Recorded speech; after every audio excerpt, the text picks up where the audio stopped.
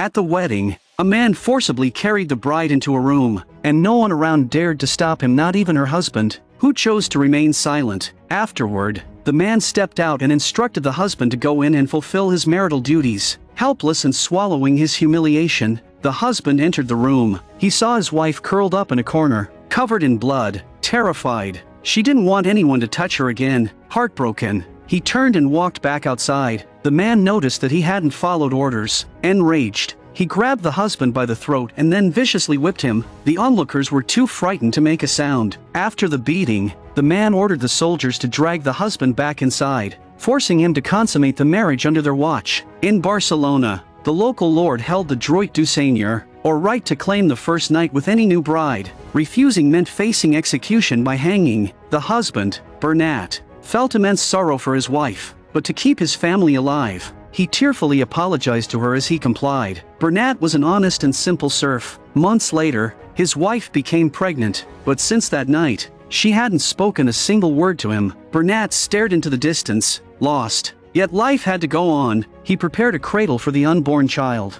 though his wife still ignored him entirely. Soon, she gave birth to a boy. When Bernat saw the birthmark on the child's face, he finally smiled. Excitedly, he told his wife that this was their child, but she only glanced back at him. Bernat named the boy Arnaud, just as he thought they could finally live in peace. Tragedy struck again. A group of soldiers came to take away his wife and child. Bernat fought with all his might to stop them, but he was powerless. Left to watch them being taken, determined to find his family, Bernat went to the city and began searching for any trace of his wife and son. After some inquiries, he found a former friend who once worked for the local lord. With the friend's help, Bernat was able to locate his son, Arnaud. The friend told him that his wife had been made a wet nurse for the lord's son whenever she managed to come home to feed her own child. Soldiers were always waiting to violate her. Bernat tried to take his son away, but his friend jumped in to stop him. In a scuffle, Bernat accidentally pushed his friend too hard, killing him by mistake. Knowing he had committed a serious crime, Bernat rushed back home, quickly gathered a few belongings, and fled. Upon hearing of the incident, the lord immediately sent soldiers to hunt Bernat down. Finding the house empty, they set it ablaze. Then, they released hunting dogs into the forest, pursuing him relentlessly. The man, Bernat, hid in a cave with his newborn son to keep his child alive. He chewed the dry food himself and placed it into the baby's mouth. The lord learned that Bernat had not been captured, so he ordered a citywide manhunt. Bernat endured a night in the cave, and at dawn, continued his escape. After several days of trekking through rugged mountains, he finally saw a glimmer of hope. He planned to seek refuge with his elder sister. However, when he arrived in town, he discovered that a warrant had also been issued there. After inquiring around, he finally reached his sister's home. She and her husband, Grau, ran a pottery business. As soon as Bernat entered, the foreman mistook him for a beggar and tried to drive him out with a stick. Fortunately, his sister intervened just in time. Seeing her brother in such a desperate state, she compassionately took the child and handed him to a nursemaid. After learning about Bernat's ordeal, she discussed taking him in with her husband, but Grau staunchly refused to shelter a murderer, a crime punishable by death, and suggested they just give him some money to leave. His sister pleaded, saying that if they helped him hide for 1 year, he could apply for freedom. Moreover, Bernat had once given up his share of the inheritance to fund her dowry, enabling Grau to have his current business. Finally, Grau reluctantly agreed. Though Bernat was allowed to stay, he was treated no better than a slave. He lived in a flea-infested basement and ate food worse than pig slop. His son was temporarily cared for by a nursemaid, and Bernat was only allowed to see him twice a week. Here, any small misstep brought brutal punishment, but Bernat endured it all for his son's sake. Despite the harsh treatment, Bernat's strong work ethic soon earned him the foreman's approval, though he never received any pay. A year passed, and his sister informed Bernat that he was now a free citizen. However, whether citizen or slave, a murderer would still face the same punishment if caught. Looking at his son, who was just starting to walk, Bernat ultimately decided to stay. By 1329, Arnaud had reached the age of 10,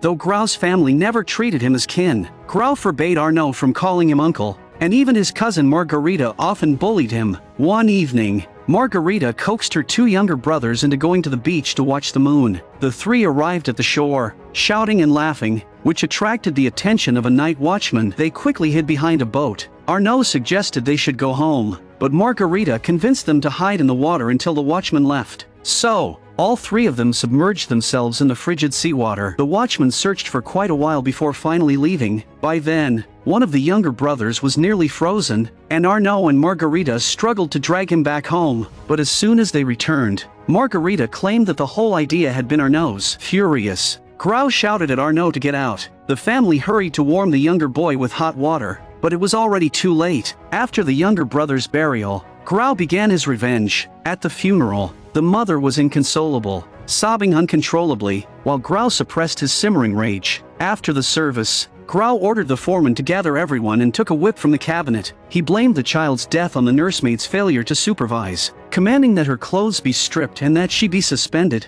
then lashed her mercilessly. Arnaud cowered in Bernat's arms, but Grau insisted he watch the punishment to learn the consequences of wrongdoing. The brutal whipping continued as the slaves hung their heads, silently praying for the nursemaid. Arnaud witnessed the horrific violence until the foreman informed Grau that the nursemaid was dead. To serve as a warning, Grau forbade anyone from cleaning the bloodstains from the floor, but Bernat, despite the opposition, instructed his son to fetch water and clean it. Having already decided it was time to leave, Bernat approached Grau to say goodbye, but Grau refused to let him go. If Bernat were captured, Grau would be implicated as well. He also belittled Bernat, saying he lacked survival skills and couldn't support Arnaud, then promised to pay him wages in the future. For his son's sake, Bernat chose to endure the humiliation and stay. From that day on, Arnaud no longer played with Margarita, watching her only from a distance up in a tree. There, he met another boy, Joan, who was also marked by hardship. Joan's mother had given birth to him but was confined to a small dark room,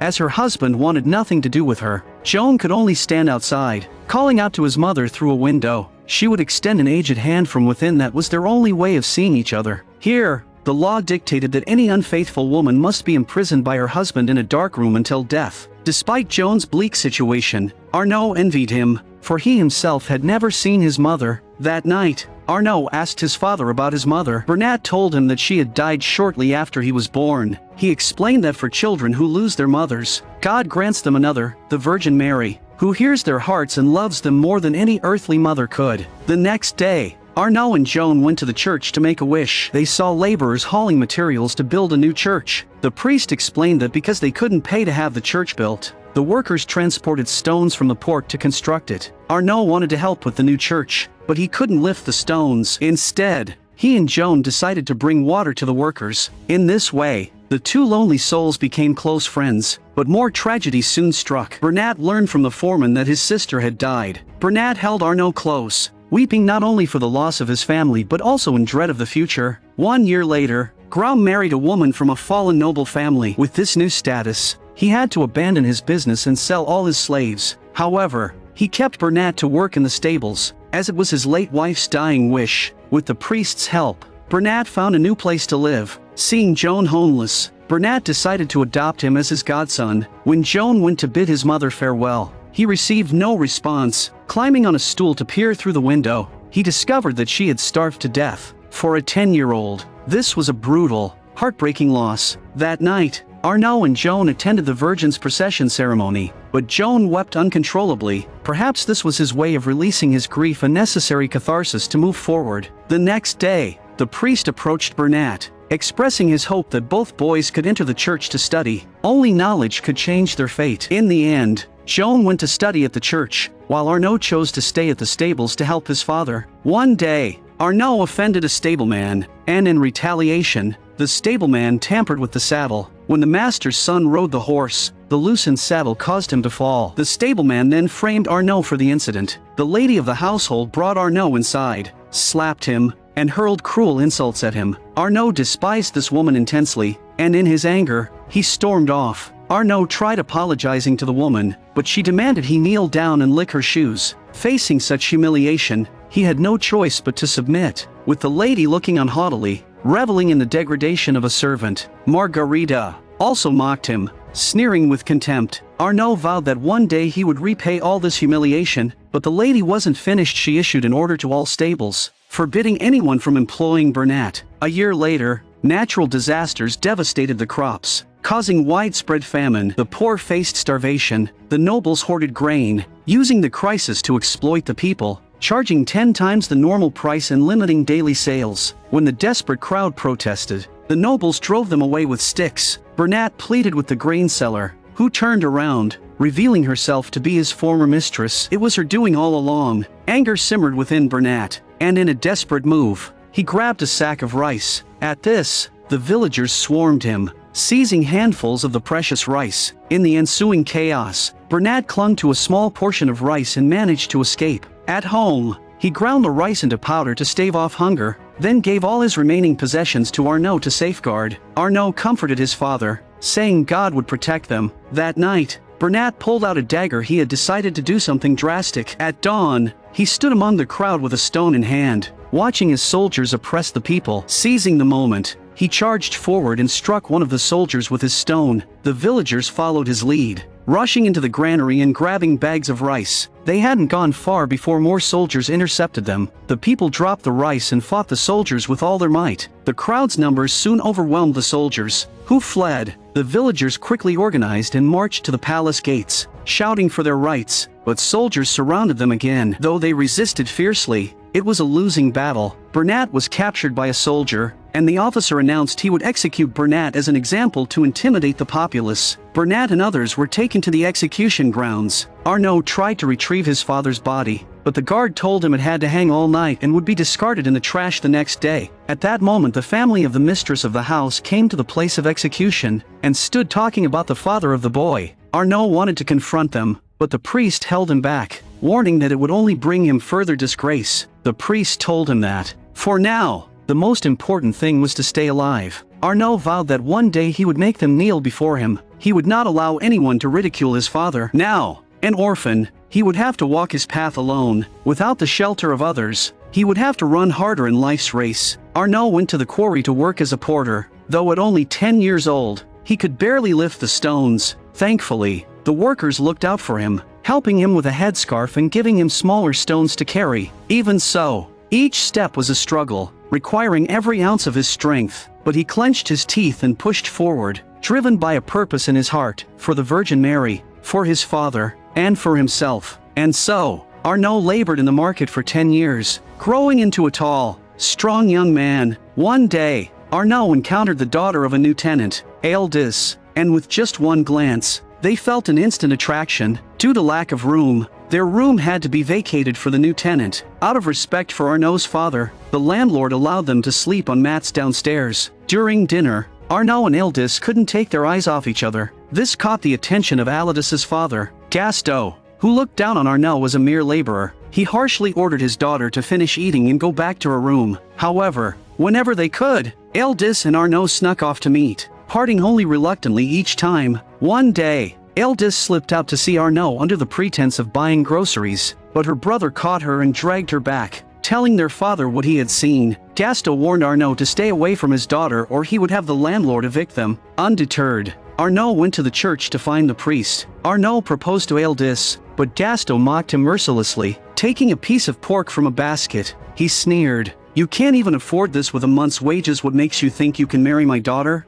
The priest offered to have the guild guarantee a loan for Arnaud, but Gaston dismissed the idea with annoyance. At that moment, someone knocked on the door. Gaston's master, Nicolas, entered, and Gaston's demeanor immediately changed to a warm smile. He immediately greeted him with a smile and betrothed his daughter to Nicolas to his face. Just because he could afford pork, Gaston even threw a few coins at Arnaud, telling him to leave at once. Arnaud was furious and wanted to strike him but was held back by the priest and forced to walk away. On the day of Aldis and Nicolas' wedding, Arnaud watched from afar. Joan tried to console him, saying, "Forget her, you'll find someone better." 3 years later, the construction of the new church was completed. During the celebration, Arnaud saw Aldis again, and the two danced together. Unable to bear it, Nicolas stormed over and dragged Aldis away, scolding and beating her once they returned home. That evening, the foreman from the quarry invited everyone over to celebrate because Joan had received an acceptance letter from the university. Joan mentioned that he wished Arnaud would marry before he left. The priest also encouraged Arnaud, saying it was time for him to settle down. The foreman was more than willing to offer his daughter,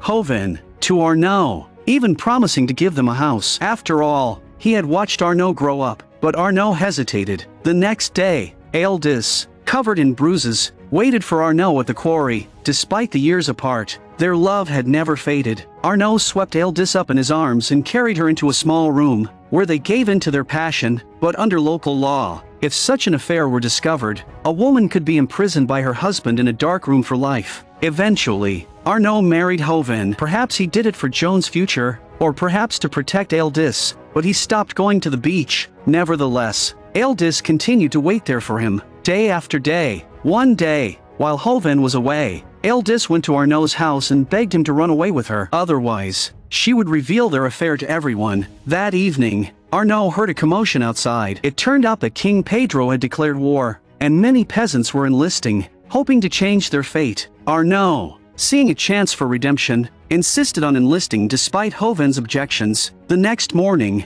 Eldis waited at the beach for Arnaud. She saw a figure approaching the small hut, but when she lifted the curtain, she realized it was her husband. She tried to escape, only to run into her father. The two of them bound her and locked her in a chest. When her sister came to bring her food, her husband spat into the dish before handing it over. Eldis begged her sister to help her escape. She didn't want to be locked away forever. The following day, soldiers arrived to take her to trial, but when they opened the chest, it was her sister inside. Her sister claimed Eldis had stolen her cloak and escaped. Enraged, her husband smashed the chest and vowed to bring her back. Eldis, now a fugitive, covered herself to avoid recognition and decided to search for Arnaud on the battlefield. While resting for a moment, she let her guard down and was soon pursued by two soldiers, forcing her to turn south along a narrow path. That night, a group of kind strangers offered her roasted chicken and hot water, but the next morning, she woke to find herself alone and her money was gone. Now penniless, she wondered how she could ever find Arnaud. At the riverbank, she asked a ferryman to take her across, but after hearing her story, he showed no sympathy and dragged her into his tent, assaulting her. Poor Eldis continued her journey, now begging her way forward. One day, Eldis encountered a group of shabby women who helped her wash up, gave her clean clothes, and then asked her some questions. When they learned she was searching for someone named Arnaud, one of the women almost broke down in tears but quickly held back, promising to go to the military camp the next day to gather information. The following day, she found a contact and finally located Arnaud, though she could only watch him from afar. A nearby soldier mentioned that Arnaud had been promoted to a guard and was married to a woman named Hoven. The woman realizes that Eldis has deceived her and returns to beat her with a stick. Eldis defended herself, saying that she and Arnaud had been intimate before he married Hoven, and that she considered him her true husband for life. Hearing this, the woman shared her own painful past. She once had a son also named Arnaud, but he had been taken from her. She had searched for years without success, and whenever she thought of him, she wept bitterly. This woman, as it turned out, was Arnaud's mother. Too afraid to reveal her identity, she ultimately told Eldis that Arnaud was dead. 5 years later, the war ended, and Arnaud wanted to return to his wife, but he was unaware that disaster was about to strike again. A sudden plague swept through, leaving bodies wrapped in cloth piling up everywhere. Believers whipped themselves, seeking penance for their sins, but against the plague, people felt utterly helpless. Seeing this, Arnaud thought of his wife and hurried home, only to find that she too had fallen victim. Her body was decaying, and as he tried to find a doctor, she told him it was too late and simply wanted to look at him a little longer. Arnaud, overwhelmed with guilt, wept as he looked at his wife. That night, she passed away. The next day, Arnaud prepared her body, and when the cleanup crew arrived, he gently placed her on the cart. At that moment, he felt utterly abandoned by the world. In the church, a consensus emerged that the plague wasn't a natural event but was caused by Jews poisoning the wells, and calls spread to execute all of them.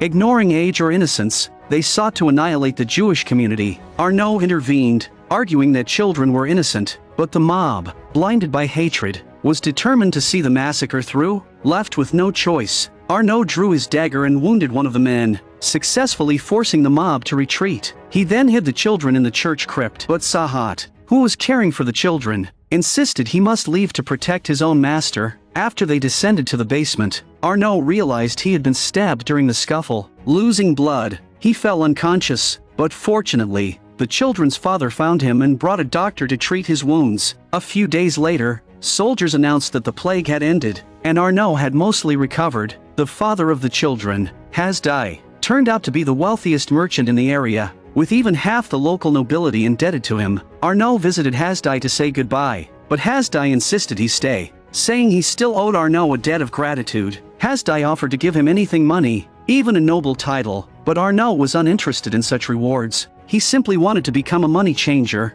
Hasdai offered to send Sahat to help him. As Sahat was highly skilled in business, Arnaud gladly accepted, and from that point on, Sahat began teaching him the art of commerce. The king arranged for his daughter to marry a commoner, Arnaud, but Eleanor protested fiercely, believing that someone of Arnaud's peasant origins was utterly unworthy of her. However, the king silenced her objections with a stern reprimand. After ousting Grau's family, Arnaud's business flourishes and he becomes the richest businessman in Barcelona, and lent the king a large sum of money to finance his army. Grateful, the king granted Arnaud a noble title and arranged for his daughter to marry him. Arnaud dared not refuse such a royal reward, yet this marriage would again change the course of his life. Since this was merely a transaction of power, a marriage without love, it was bound to become a battleground. Joan, now a monk, traveled specifically to preside over the wedding ceremony. In the crowd, Mar wept with reddened eyes, for she had already fallen in love with Arnaud. Arnaud was well aware of her feelings. After the wedding,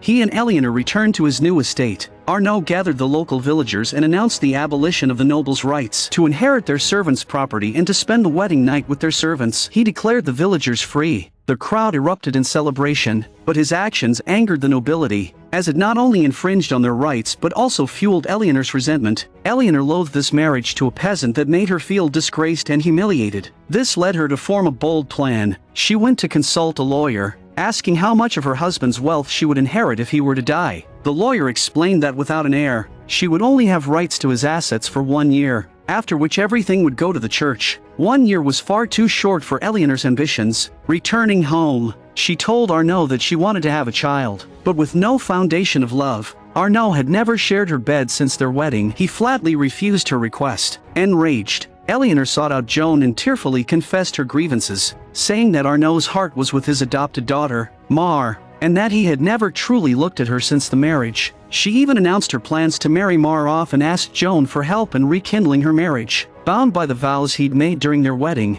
Joan reluctantly agreed, but little did he know that in agreeing, he would unwittingly become a pawn in Eleanor's schemes, and a sinner in his own eyes. Eleanor arranged for a stranger to kidnap Arnaud's adopted daughter, Mar, and to force himself upon her. The man protested, saying this was punishable by death, but Eleanor assured him he had nothing to fear. Under local law, as long as the guardian of the victim agreed for her to marry her attacker, he would be exempt from punishment and he'd even receive a generous dowry afterward. Realizing he had no choice but to obey, he finally agreed. One day, when Mar was alone, he snuck up behind her, covered her with a sack, and took her back to his house. No amount of her screams or pleas helped her escape. When Arnaud learned of the kidnapping, he immediately took up his sword and hurried home. As he reached his doorstep, he found a crowd of soldiers and villagers gathered, all ready to join him in seeking justice. This was exactly what Eleanor had anticipated. At the kidnapper's house, the man quickly confessed to everything, saying he had acted out of his overwhelming love for March. Seeing that she hadn't married,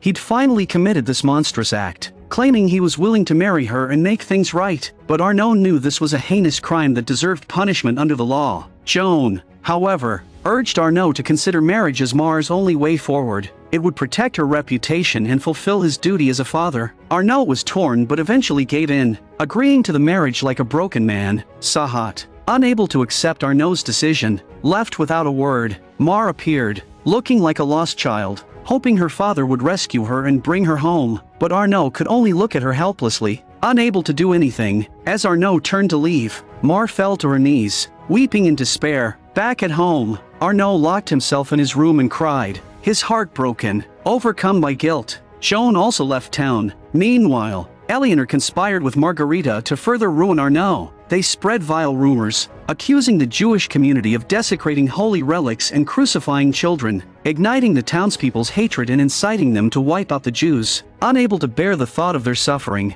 Arnaud offered £50,000 to purchase the lives of all the Jews. However, the official in charge demanded 3 prisoners as a sacrifice to placate public anger. Arnaud told Hasdai about the decision, and to Arnaud's despair, Hasdai, accompanied by 2 elderly men, volunteered to face execution by fire. Arnaud was overwhelmed with grief, holding Hasdai's daughter and weeping as he watched his friend die. In that moment, Eleanor stepped forward from the crowd, accusing Arnaud of adultery with a Jewish woman. Faced with a stern interrogation by the judge, Arnaud firmly stated that he hadn't been with a woman in years, yet it was clear this was a premeditated trial. The judge piled accusations upon him, leaving Arnaud unable to defend himself, and he was ultimately thrown into prison. Meanwhile, Margarita approached the church officials, accusing Arnaud of murdering her brother and causing her mother's death, dredging up every possible charge against him. Not stopping there, she incited officials who despised Arnaud, spreading rumors that his mother practiced witchcraft. The officials captured his mother and brought her to Barcelona, imprisoning her in the cell next to Arnaud's. However, to protect her son, she kept her back turned,